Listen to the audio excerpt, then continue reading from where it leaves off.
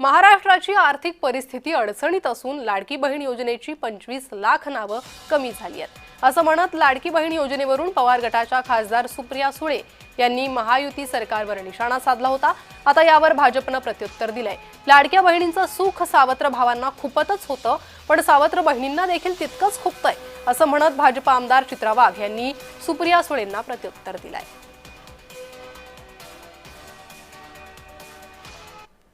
ओ बारामतीच्या मोठ्या ताई, तुम्ही तुमच्या तुतारीची वाजंत्री आणि इतर सटर फटर मंडळी यांनी लाडक्या बहिणींच्या विरोधात सुपारी घेतली आहे का?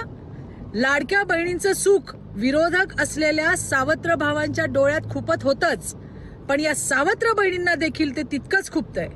काय ना ताई, तुम्ही सरकारमध्ये असताना अशा योजना कधी आणल्या नाहीत आणि आणायचा विचार सुद्धा तुम्हाला कधी शिवला नाही।